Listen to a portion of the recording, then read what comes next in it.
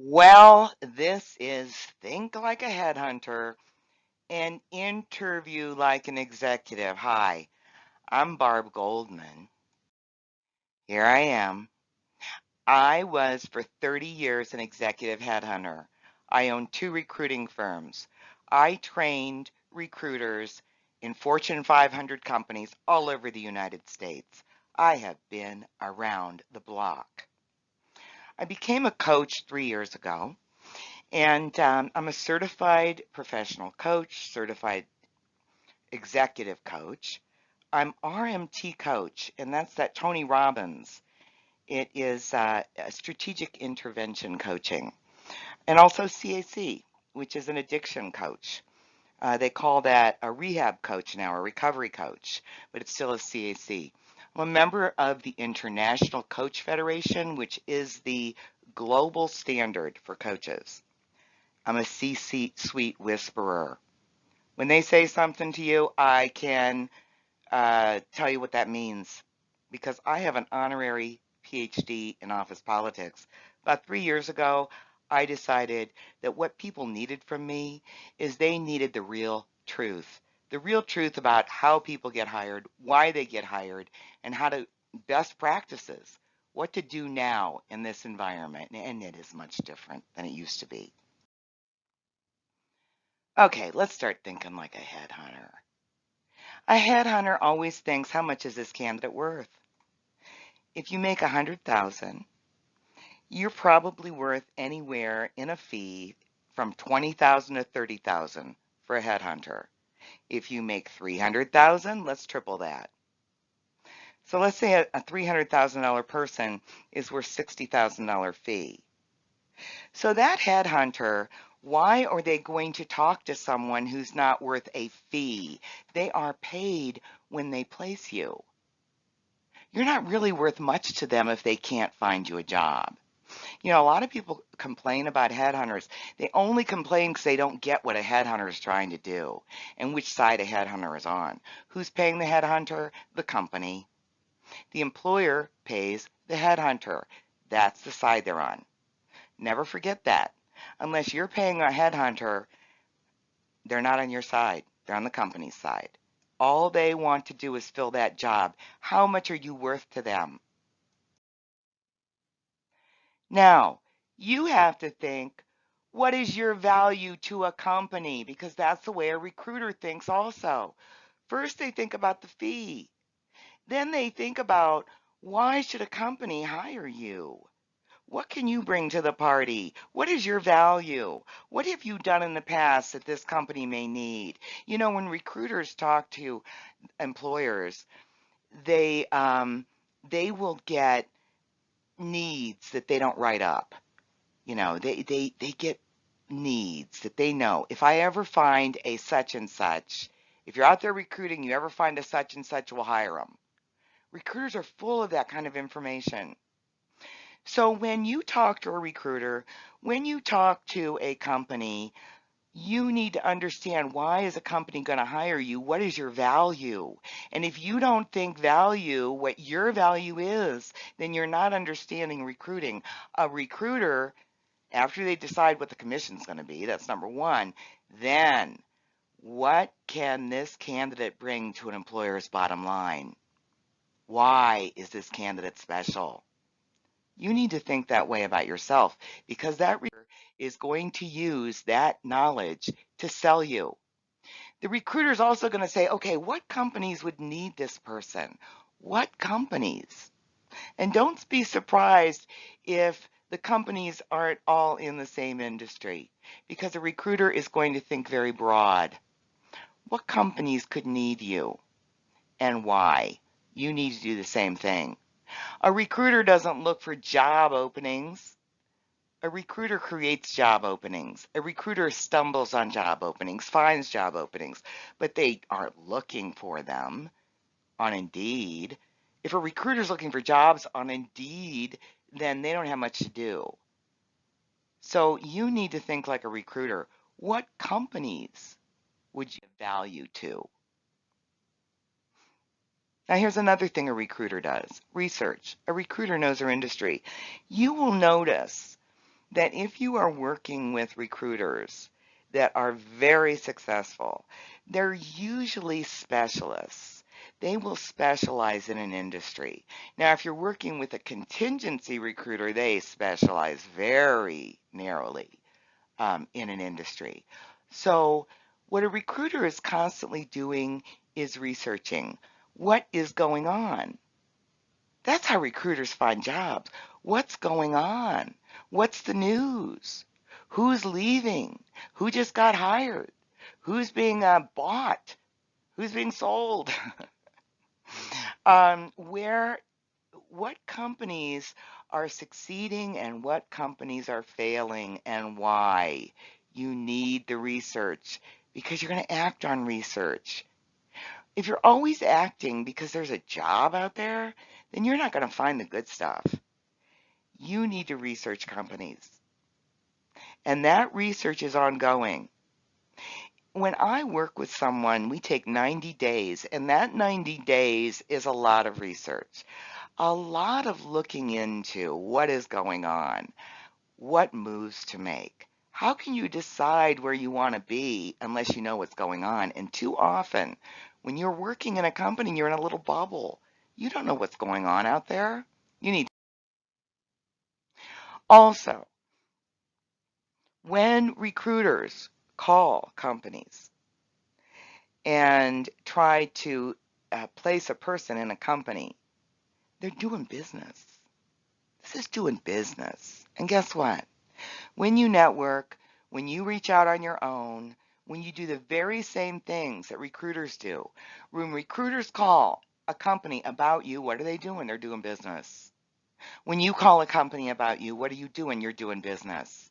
Always, you're doing business.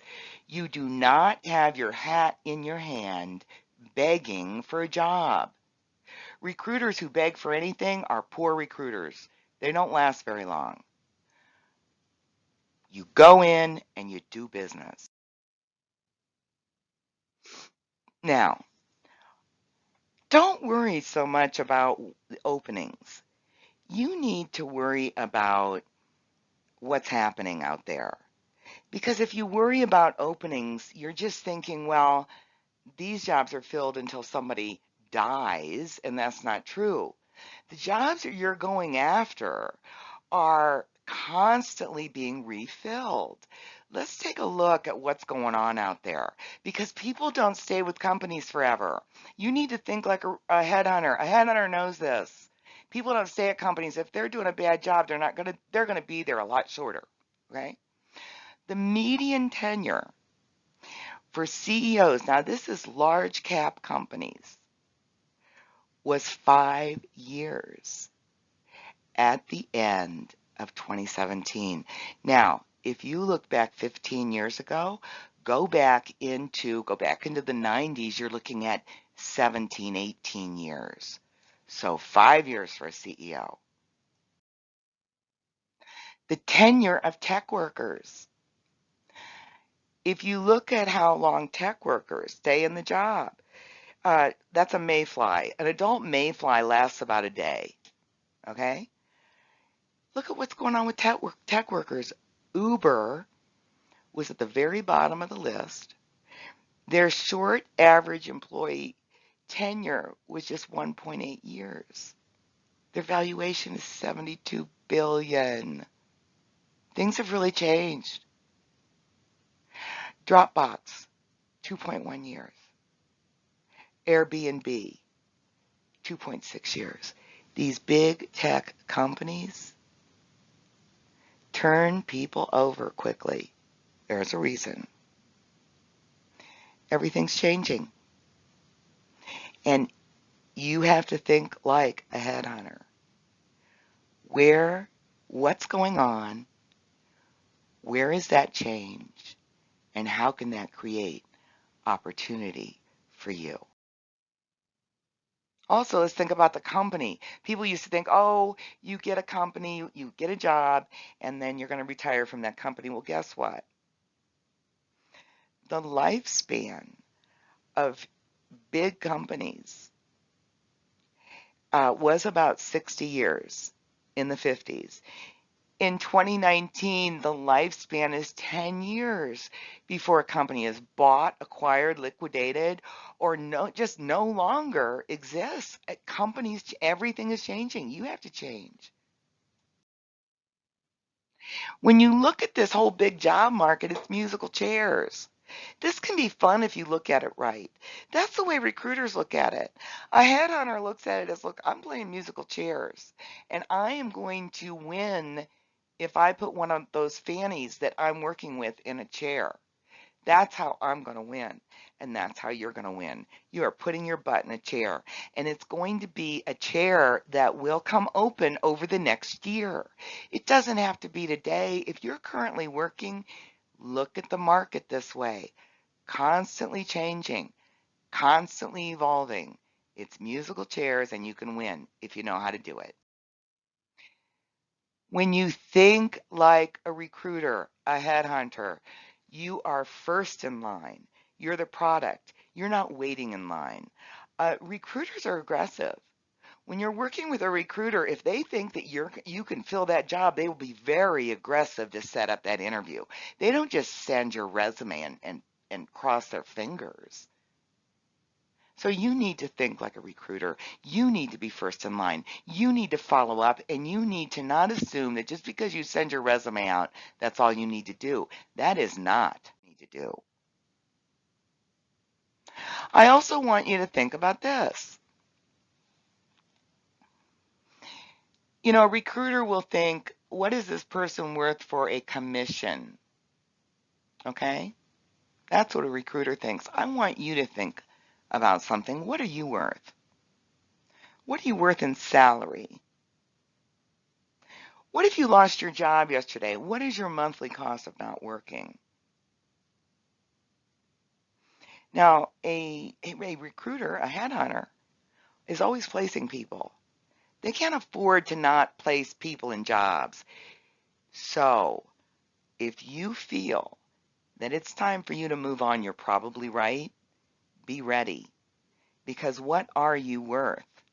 What are you worth to your family? Okay, we've already figured out what are you worth to a company? What are you worth to a recruiter? Now, what are you worth to yourself, to your family? If you procrastinate, you're just hurting yourself. A recruiter never procrastinates. When a recruiter sees opportunity, they jump on it. And if they don't, another recruiter will. Just like if you don't, somebody else will. The first thing that I want you to do is start with a career assessment. Go through your resume, and this is the first thing I do with people. Let's look at the whole career. I want you to look at wins and losses. So let's start taking notes, because as you look at your career, and this is how we do an assessment, you're going to look at every position that you had. What were your wins? What went great there? And what were the losses? If there were any, perhaps there weren't. What did you do in an outstanding way, and where did you fall short? I want to go through the whole thing with you. Well, you'll go through it yourself, is to truly look at your career. Because when you look at those wins, you're going to look at what you did right and what you can do again, right? When you look at the losses, did you learn? What kind of business maturity did that give you? And we need to figure that out, because that's part of your story. That's part of your story, is your wins and your losses, because that makes you human. As you go through your story, you want to show that you have matured. So the first thing we do, a career assessment. So get out your resume and start looking at that career. For every job, make a list. What were the wins? What were the losses?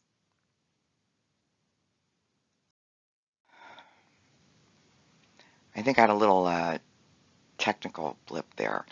Okay, when we start then, here's the process to get started. Because the first thing that you need to do to think like a headhunter, When you think like a headhunter, you are approaching companies, you are networking, you are not thinking about jobs. You're thinking about your worth to the company. What are you worth? This is important stuff. So the way we start is a career assessment. Go through a career assessment.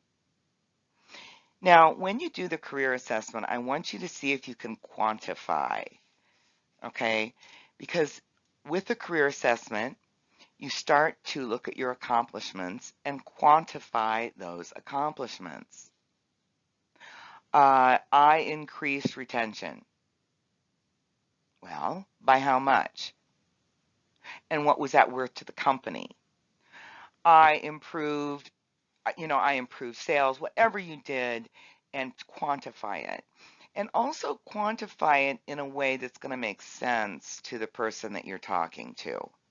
Usually a percentages is the way to go, because companies are all different sizes. So sizes doesn't really tell as much of a story as a percentage.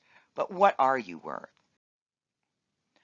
When I work with a client, I'll always tell them, this is the way you look at it. Where did you improve the process? Where did you come up with a good idea?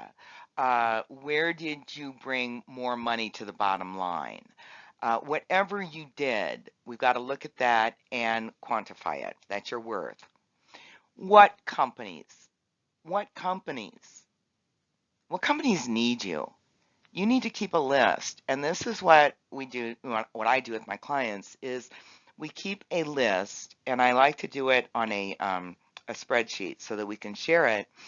And what companies are you going to go after? And also, what's going on with those companies? This seems like a lot of work, doesn't it? It's not. This is your career. This is your life. We're talking about the difference in the money you make, the people you work with, your ability to be happy. This is worth it. So who are you going after?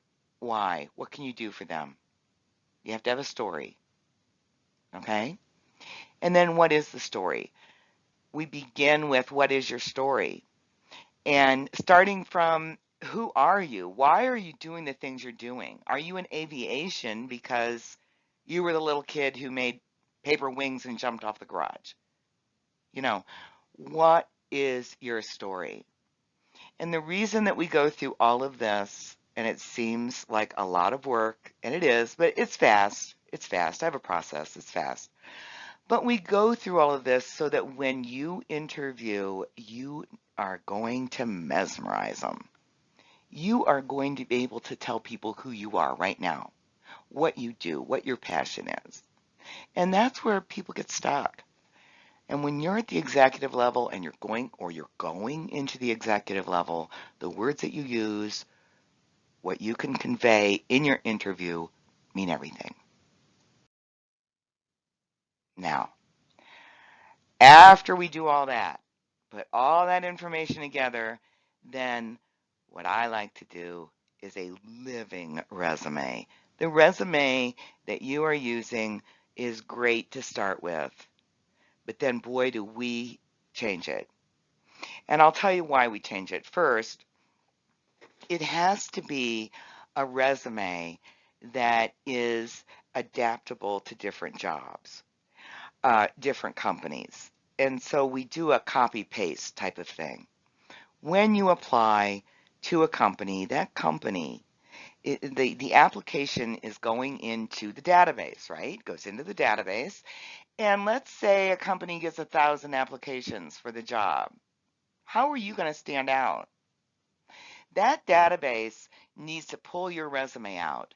Not only that, once it pulls your resume out as a possibility for the job, the recruiter that is looking at that resume needs to be sold. So the living resume, you need to write a resume that is alive, that jumps out at the company, jumps out at the recruiter and gives them a little kiss on the nose and says, here I am. You have your target list that you're going to go after, the people. Now here's another thing. Once you're applying, when you apply with this beautifully, this living resume, And for more information about the living resume, uh, just subscribe to my newsletter, and I will send you some information about how to do it. It's on my website too. But after you write your living resume, then you need to follow up. Just because you send a resume in, does that mean anybody saw it? I have so many people who, if you have applied to a job and no one, and you're qualified, unless you're applying to jobs you're not qualified for. If you're doing that, then I can't help you. But if you're qualified and you're being ignored, that can be fixed. And one of the greatest things to do is follow up. And follow up in a soft, helpful way. When you follow up, you're just giving everybody a heads up that you can do the job and that you're right here.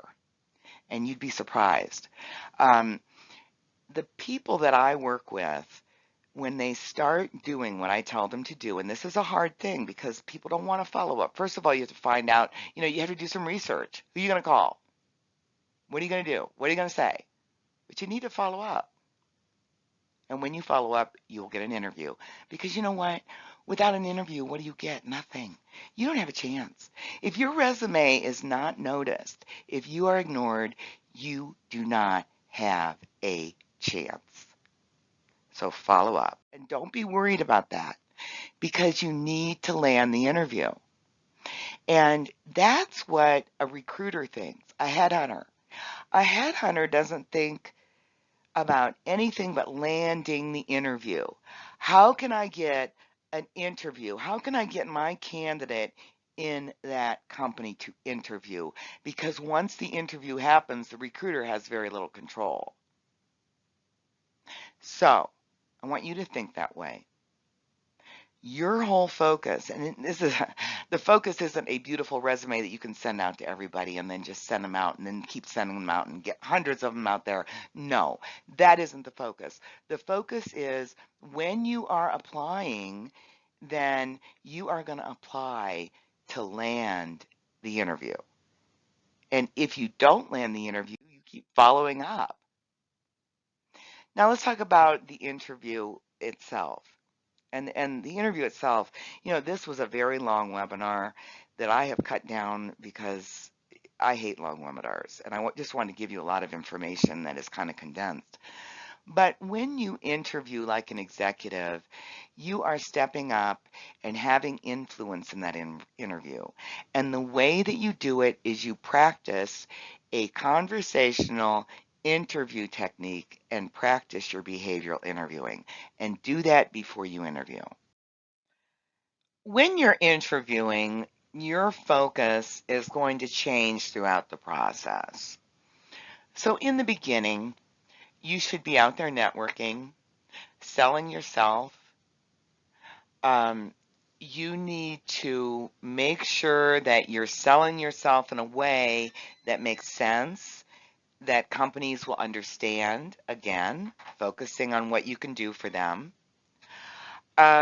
When you are in a screening interview, again, you're selling your skills. And you want to make sure that that screening interview, again, it's mostly about you. It's mostly about you.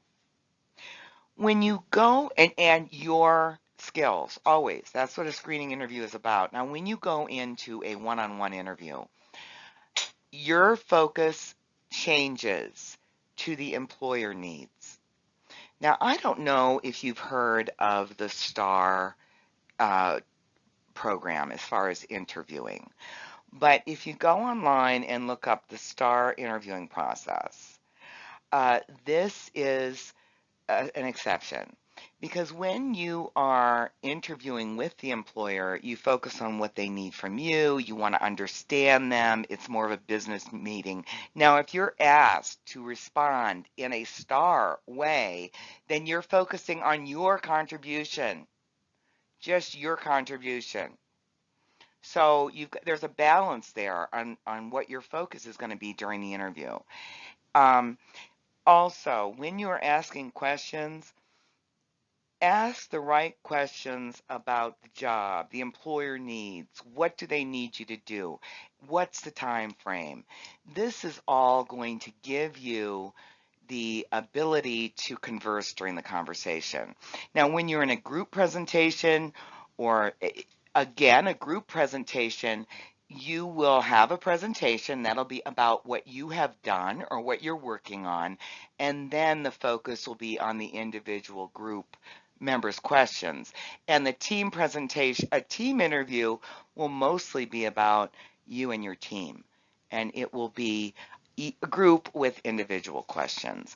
So understand that when you're focusing during this interview time, it's going to change, and you need to really remember that it's not all about you. You've got to find out about the employer as you're going through this. You need to ask questions that will be open-ended and will produce the kinds of answers that will give you a lot of clues as far as what they want, because you want to be able to tell them that you can give them that. Let's look at this STAR method. It is a great way to practice, and I like to use it. Everyone's using it now. Amazon was using it and continues to use it, but STAR means your situation, what the task was, what the activity was, how did the action that you did, and what was the result. It's a very simple way to give your presentations and to answer behavioral type of questions. They want to hear from you. They want you to tell a story. Okay? So you're going to use the STAR in those. Now, when you are telling your story and using that STAR, make sure that it's short, because the person interviewing you will get lost in your words. So make it short. What was the situation? One sentence, two sentences. Very few details about each part of this. Also use metaphor. It can bring people in and make them understand your message better. Be prepared to tell your passion. Why do you do what you do?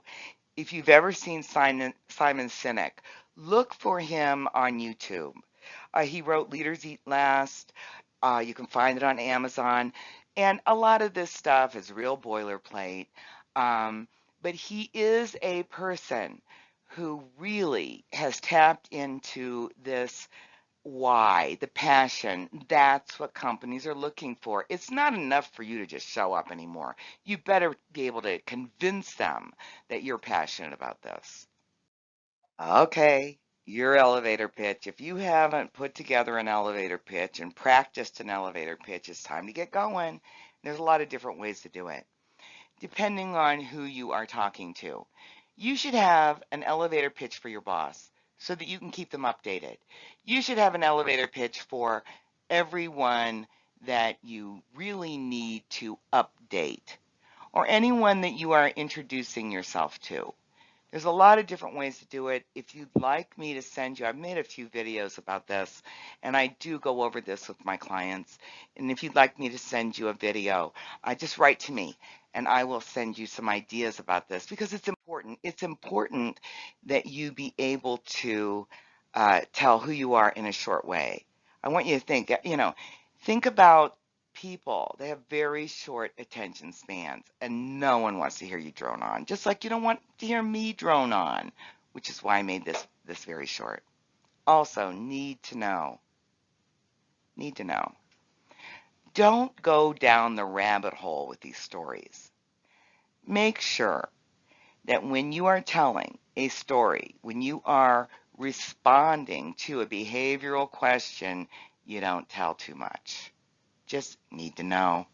And as you practice, you'll see what might not sound the best. And rehearse, rehearse, rehearse, rehearse. When you finally have a chance to sit down with someone, it is showtime. It's showtime. And it's your interview, it's your show, and you will look like an amateur unless you rehearse. If you're interested in taking the next step, as a coach, I work with people who are currently working and want to very discreetly make the next move, and also those who are unemployed and need to move fast. I have a three-part program. The first part is the online class. And I've put together an online class with videos that you can follow whenever you take the online class. You also are going to have a strategy session with me.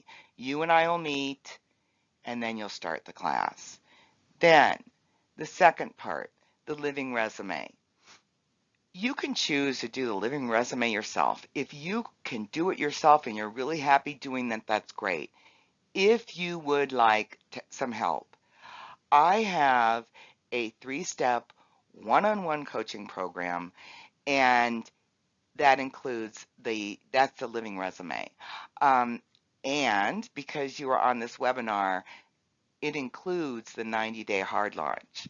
So if you're looking for the class and the living resume, it really is the way to go.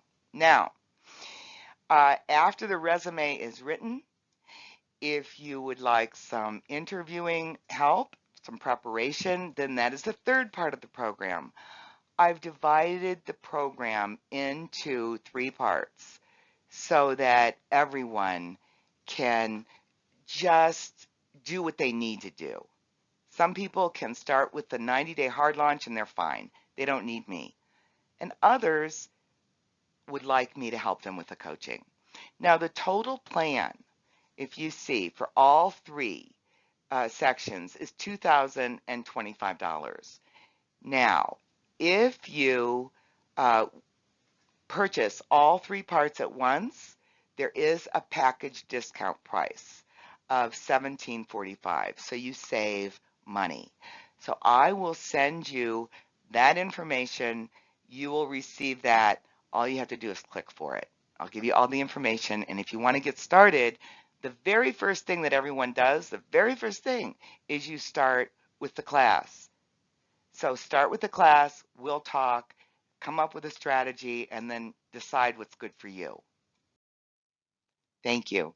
Thank you for taking part in the webinar. I wish you the best of luck. And if you have any questions, you'll get an email from me. And if you have any questions, email me. You'll also, because you were in this webinar, you'll have an opportunity to talk to me for a free consultation so that we can talk about your situation. I look forward to meeting you. Have a wonderful day and think like a headhunter, interview like an executive.